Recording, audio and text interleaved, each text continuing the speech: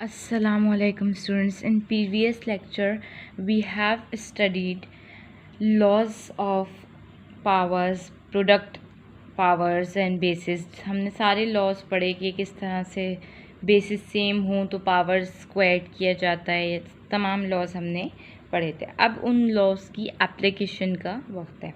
Okay जी, exercise 3.1 simplify. Simplify का मतलब होता है आप इसको शॉर्टेस्ट फॉर्म में रखिए, सिंपल कीजिए। 2 raise to the power 5, 2 raise to the power 2, यानी 2 की पावर 2 और 2 की पावर 5। अच्छा, अब जो आपके जहन में बात आएगी, आपके जहन में ये बात आएगी हम इसे ओपन कर देते इसकी पावर 5, तो सिंप्लीफाई तो ना हुआ, वो एक्सपेंड हो गया। मी एज अ स्टूडेंट अगर मैं बात करूँ तो जब when I was a student मैं हमेशा इस बात को सोचा करती थी कि हमने इसको ओपन क्यों नहीं किया, हमें इसे ओपन कर देना चाहिए। बेटा सिंप्लीफाई, सिंप्लीफाई का मतलब है काम को सिंपल कीजिए, कम कीजिए। हम इसे ओपन करेंगे, एक्सपेंड हो जाएगा, बढ़ जाएगा। इसलिए पहली बात तो हमने इसको, इसलिए जो है वो यहाँ पर हमारे पास लॉज लगेंगे सिंपल करने के लिए। लॉ क्या है हमारे पास, लॉ का नाम लिखना ज़रूरी नहीं है, लॉ अप्लाई करना ज़रूरी है। हमारे पास जो लॉ था वो ये कहता था कि अगर बेसिस सेम हो, ये देखिए दोनों की बेसिस सेम है। बेसिस क्या होती है, जिसकी पावर होती है वो बेस होती है, यानी 2 बेस है और पावर 5 है, 2 बेस है और पावर 2 है इन मल्टीप्लिकेशन। फिर देखिए दोनों के दरमियान जो साइन है वो डॉट का साइन है, और डॉट का साइन ही शो करता है कि आपस में मल्टीप्लिकेशन के ऑपरेशन में। ठीक है, अब आप देखिए बेसिस सेम तो पावर्स को ऐड कीजिए।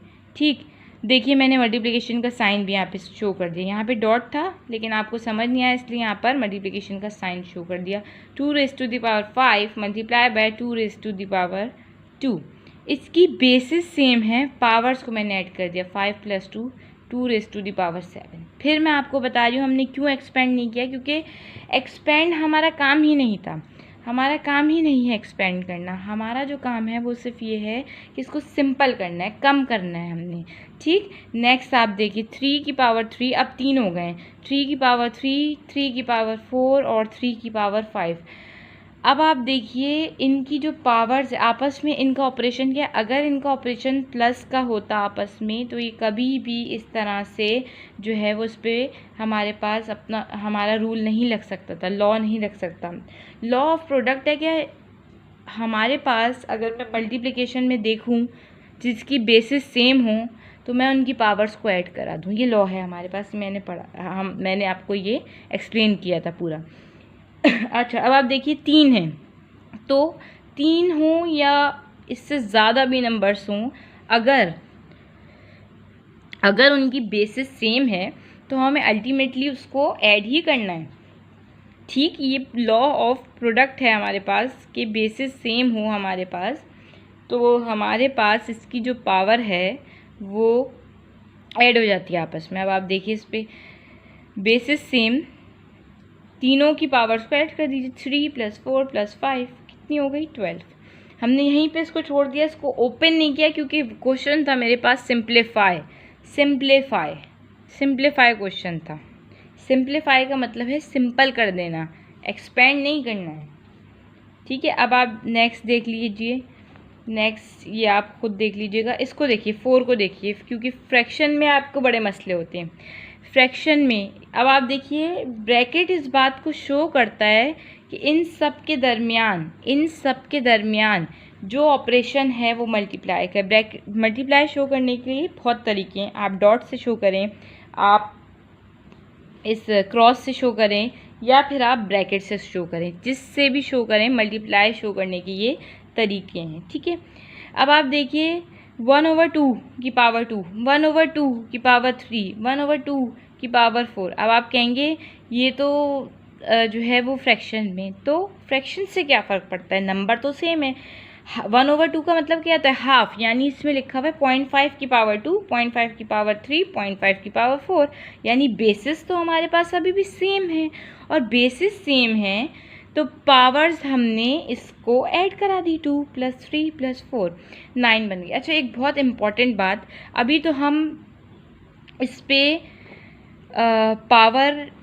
पावर्स ऐड करें क्योंकि बेसिस सेम है। कोई और अगर क्वेश्चन होता तो बेटा इस 2 का मतलब होता है कि ये पावर 1 के ऊपर भी है और 2 के ऊपर भी है। ठीक है, तो इसकी पावर हो गई 9, 2 + 3 + 4 9। अच्छा, ये ब्रैकेट पूरा आपने बनाना है। ब्रैकेट शो कर रहा है कि ये पावर 1 पे भी है और 2 पे भी है, न्यूमरेटर पे भी है और डिनोमिनेटर पे भी है। अब आप देखिए नेक्स्ट, ये थोड़ा डिफरेंट है। इसमें क्या डिफरेंस है? इसमें ये डिफरेंस है कि अब तक तो हम एक ही टर्म पे एक ही उस पे चल रहे थे कि एक है। अब यहाँ पर टर्म तो नहीं कहूँगी, टर्म तो वो होती है जिसमें प्लस माइनस होता है, तो टर्म 2 बन जाती हैं। ये एक ही टर्म है पूरी। ठीक है, मल्टीप्लिकेशन में चाहे आप 1000 नंबर लिख दीजिए, उन सबको एक ही हम कंसीडर करेंगे। अच्छा, अब आप देखिए, अब आप 2 को इसमें ऐड नहीं कर सकते, b को c में ऐड नहीं कर सकते, इसको भी इसमें ऐड नहीं कर सकते। क्यों नहीं कर सकते? क्योंकि b और c दोनों अलग अलग बेसिस हैं। मैंने क्या कहा था? बेसिस सेम हो तो ही पावर्स ऐड होती हैं। इसकी तो बेसिस ही सेम नहीं है, तो पावर्स ऐड कैसे हो सकती हैं? तो इसीलिए पहले हमने ये किया है कि हमने b, अब आप देखिए डॉट b², ये सब आपस में मल्टीप्लिकेशन। अब आप देखिए b और c² आपस में किस ऑपरेशन में? मल्टीप्लिकेशन में। जहाँ कुछ नहीं है वहाँ मल्टीप्लिकेशन है। b और c के दरमियान कोई साइन नहीं है, मतलब मल्टीप्लिकेशन साइन है। यानी b और c² भी मल्टीप्लाई हो रहे हैं और b² और c² भी मल्टीप्लाई हो रहे हैं। इसकी एग्जांपल मैं ऐसे ले सकती हूँ कि भाई 2 × 3 डॉट 4 × 6। अब ये सब मल्टीप्लाई हो रहा है, आपकी मर्जी। 2 को 6 से पहले मल्टीप्लाई कर दीजिए, 3 को 4 से कर दीजिए, इन सब के दरमियान साइन तो मल्टीप्लिकेशन का है। यहाँ पर यही मैंने किया है। ये करने की ज़रूरत इसलिए पेश आई क्योंकि we have to add the powers, क्योंकि मुझे सिंप्लीफाई करना है ना। सिंप्लीफाई का मतलब ये है कि टर्म को आप छोटा कर दीजिए। जैसे 4 नज़र आ रही हैं तो एंड में टर्म्स नहीं कहूँगी मैं, 4 नज़र आ रहे हैं तो ये 2 आ गए एंड में। अब आप देखिए कि b को मैंने b² के साथ लिख दिया, डॉट c² को c³ के साथ लिख दिया। ठीक, अब बेसिस सेम, अब हो गई बेसिस सेम, इन दोनों की बेसिस सेम, इन दोनों की बेसिस सेम। समझ में आया? मैंने कोई चीज़ चेंज नहीं की है, लेकिन मैं बता रही हूँ कि मल्टीप्लिकेशन में हम जगह चेंज कर सकते हैं, उसमें कोई फ़र्क नहीं पड़ता। और यही चीज़ मैंने की है मल्टीप्लिकेशन में, मैंने सिर्फ जगह चेंज कर दी है। ये यहाँ पर रहने दिया, इसको मैंने इसके पास बुला लिया। c² यहीं पर रहने दिया, c³ को इसके पास बुला लिया। अब आप देख लीजिए, यहाँ मत प्लस लगा दीजिएगा, इस बात का ध्यान रखिए। ये बेसिस सेम हुई, 2 + 1 3, 2 + 3 5। ठीक, हम सेम वेरिएबल की बेसिस को आपस में ऐड कर सकते हैं ना। मतलब अगर ये b है तो ये c में तो नहीं ऐड हो सकता, b में ही ऐड होगा, b की पावर b में ही ऐड होगी। ठीक, इन मल्टीप्लिकेशन, ख़ास तौर पे आप चाहें तो इंग्लिश में, उर्दू में, जैसे भी अपने पास मेंशन कर लें, in multiplication when bases are same powers are added. ये देखिए नेक्स्ट, ये आप खुद कर लेंगे, ये सिर्फ। अच्छा जी, ये इसको देखिए, ये हमारे पास है 2 की पावर 2 की पावर 3। एक मेन डिफरेंस, अगर ये ऐसे लिखा होता तो, अगर ये ऐसे लिखा होता ना बेटा, तो इसका मतलब था कि 2 की पावर 2, ठीक, 2 की पावर 2, और अब जो आंसर है उसकी पावर 3। इन दोनों बातों में बहुत फ़र्क है। सिर्फ इस ब्रैकेट की वजह से हमारे पास वो वाला यहाँ पर रूल लॉ यूज़ होगा जिसमें पावर के ऊपर पावर मल्टीप्लाई होती है। ठीक है, पावर के ऊपर पावर मल्टीप्लाई होती है। मैं आपको आसान अल्फाज में बता रही हूँ, लॉस के नाम याद रखने की ज़रूरत नहीं है, बट लॉस की एप्लीकेशन के किस तरह से अप्लाई हो रहे हैं। अगर ये देखिए, अगर ये ब्रैकेट ना होता तो फिर क्या होता? इसका मतलब था कि 2 की पावर 2 है और 2 की पावर 3 है, इसका ये मतलब था। लेकिन अगर ये ब्रैकेट हैं तो इसका मतलब है 2 की पावर 3, सॉरी, इसका मतलब है कि 2 3 से मल्टीप्लाई होगा, पावर के ऊपर पावर मल्टीप्लाई हो रही है। फिर देखिए, अगर ये थोड़ा सा मैं बड़ा लिख देती, 2 की पावर 2 है, उसकी पावर 3 है, इसको और इसको हम सॉल्व कर लेते हैं। चलें फ़र्क देखते हैं। 2 की पावर 2 का मतलब 4, 4 की पावर 3, 4 4 ज़ा 16, 16 4 ज़ा 62, 16 4 ज़ा 64।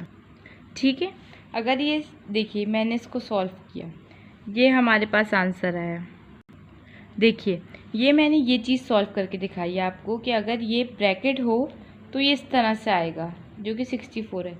लेकिन अगर ये ब्रैकेट ना हो तो पता है कैसे सॉल्व होगा? पावर के ऊपर पावर मल्टीप्लाई नहीं होती, ये इसकी पावर है, ये इसकी पावर है।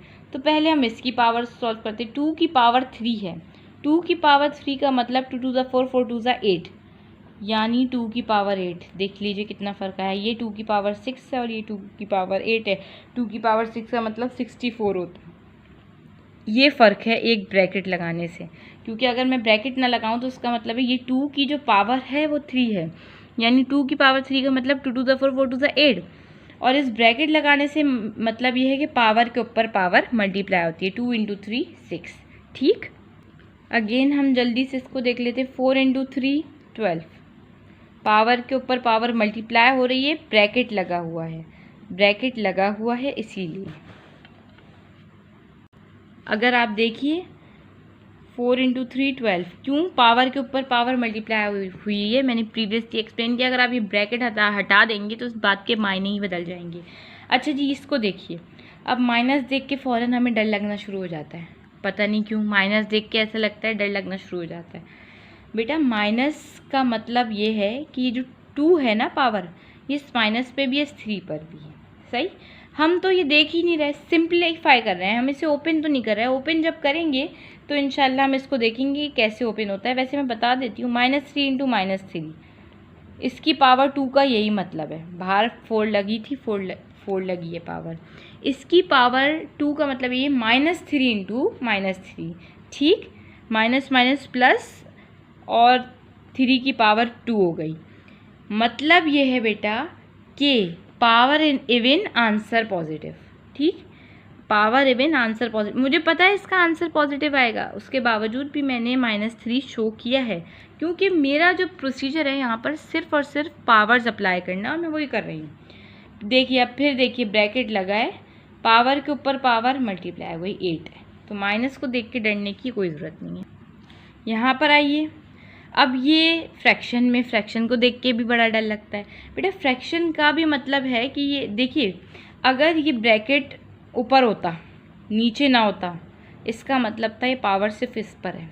लेकिन ये ब्रैकेट होल पर है, तो इसका मतलब है -2/7 की पावर 2 है। ठीक, और बाहर इसके पावर 9 है, यानी पावर के ऊपर पावर मल्टीप्लाई हो रही है। ठीक, 2 9 18।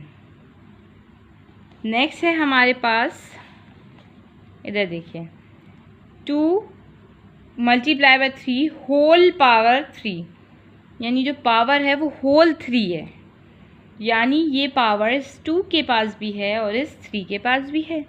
अब यहाँ पे कौन सा रूल हो रहा है जिसमें आप पावर अप्लाई कर रहे हैं? बेसिस तो सेम है नहीं। अब आप यहाँ पर पावर्स अप्लाई कर रहे हैं, वो पावर के ऊपर पावर मल्टीप्लाई होने वाला रूल था, यहाँ से लॉ चेंज हो रहा है। आपको एक लॉ पढ़ाया था जिसपे हम पावर्स इंडिविजुअली अप्लाई कर रहे थे। ठीक, पावर्स हम इंडिविजुअली अप्लाई कर रहे हैं।